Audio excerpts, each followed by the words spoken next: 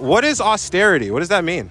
Basically everything this administration's been doing. So we're talking about cuts to social services, cuts to education, healthcare, this idea of balancing budgets, which really just means pushing and punishing poor people. Out of the 13 other provinces and territories, only one pays 55% or higher. Ontario used to pay 85%, now it's 25%, and every single other province pays 25%. So what do you have to say to those provinces? Every single other province should also be adopting the 85% model. So it says no cuts to education. Do you think that more loans but less grants means that there's going to be less access to education? Yes, because people will have a more difficult time paying off those loans. So like after you get your education, it's going to be harder to pay it off. You can still get the education.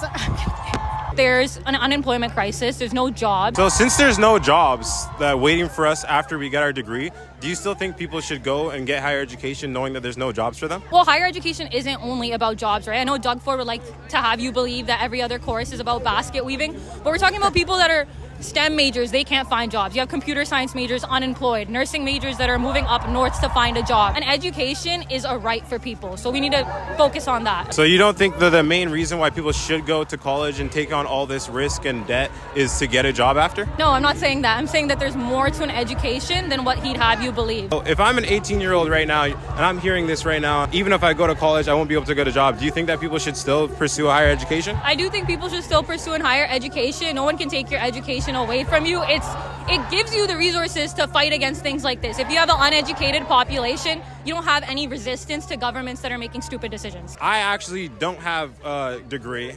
I'm 25 years old, and I'm doing pretty well in the private sector right now, but the private sector is currently shrinking. And we're seeing that over 60% of people that get college degrees, they're going and getting government jobs that are subsidized by the government. So what about all the debt? Because when we grow up, the debt's probably going to be like $10 trillion. Do you think that's going to affect us, our futures? Yes.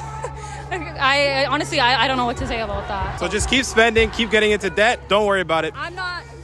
Wait, I'm sorry. Say that again. You think that going into all this debt and then that being on the backs of us when we're adults is good? The government's in debt anyways. It's also a common misconception.